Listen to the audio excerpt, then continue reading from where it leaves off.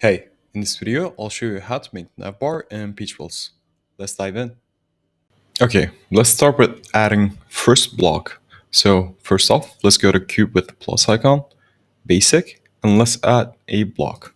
And let's change the minimum height to height. And let's add color. Let's make it white. And let's make it flex direction to horizontal, distribute to center, align to center. And let's remove the padding here. There we go. So this is our first block. And let's name this navbar. Okay, perfect. So next off, let's add columns. And let's remove the padding here as well. Let's remove the minimum height. Let's set the height to 75. Width can be stay at 100%. And let's add maximum width, which is 1440 pixels. And let's add this columns into the navbar. And let's make this container. Now let's delete these blocks here. And perfect. So let's select the distribute to space between and align to center. Now let's add our logo here. So let's go with the media and then image. You can upload your own logo just by clicking this cloud with arrow icon. But since I have the logo here, I will just go with it. Now let's add this image inside the container and let's change the height to 75. And let's change the width to 200 pixels. Now, all we have to do is change the image style since this is stretch. Let's change it to fill to cover down below. Perfect. We have our logo here. Now, let's go ahead and add one more container and let's delete these blocks here. Let's remove the padding. Let's remove the minimum height and max at 75 pixels. And let's remove the width. Let's select distribute to center, align. There we go. And let's put it next to image. So next we have to add link buttons here. So to do that, you go to basic and here we have the link options. So let's add 3 buttons to this navbar. 1, 2, 3. Let's remove the paddings on each one. Perfect. Now let's add these link blocks inside the column. There we go.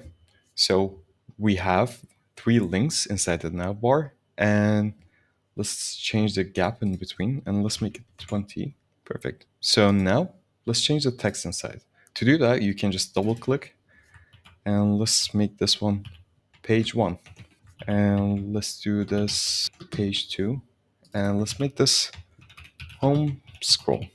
As you notice, these are not responsive, so let's fix it. First off, let's start by removing the width from text itself, and then let's remove the width from link blocks. Perfect. Now let's add a font. So I have a custom font here. I will go with it. Perfect. Now our navbar is set. So let's add some links to these link blocks. So first off, you click your link, not the text. Click your link. Go to link top right. Click the plus icon and let's set it to page. Link to, and here I have the page. And I will go with the none option for this section. And new tab, no. Same goes for this one, except this one will be page 1. And for the home scroll, I want to make this one scroll section. So let's add another block here. Here I have 2 blocks. And let's make this one 200 dvh. And let's make this one 100 dvh. And let's add color to this. Let's make it black. Perfect. Now, all you have to do is scroll down on the right panel and you'll see scroll section. So here we have the block, and let's go ahead and click the plus icon and let's name this home scroll. Perfect. Now it's all set. So let's go back to our navbar and let's go click to link. Now let's add link to this. Let's make it page. And since this is home page, let's select the home page. Section, let's select the home scroll section. New tab, no. Scroll to smooth, because when you select the instant, when you click on the button here, it's just gonna take you to block. So let's go with the smooth so we can scroll down and we can see the process. Perfect, now it's all set. And let's change the positioning of the navbar itself. So Now it's set to static, and let's make it fixed. Let's change the top margin to 0, so it's stick to the top. And now all we have to do is we can add effect to this. So let's add disappear effect. So to do that, while you select the navbar, you go to effects, scroll animation, and let's go with the on scroll. So direction down, replay yes.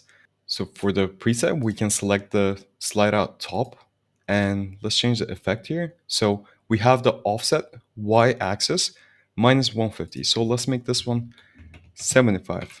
So it's gonna come from top with 75 pixels. And change the transition to ease in. So that's more smooth.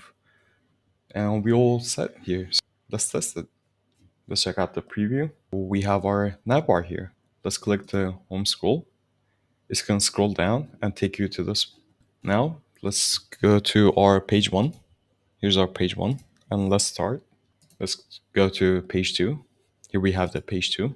But what happens if we scroll down? What happens to the effect? So we can see the navbar here, and let's go scroll down. As you can see, navbar is now disappeared because we set the effects for it. So how about we scroll up again? It's gonna come again because we need to navigate our website. And this is how you add navbar and peach rolls.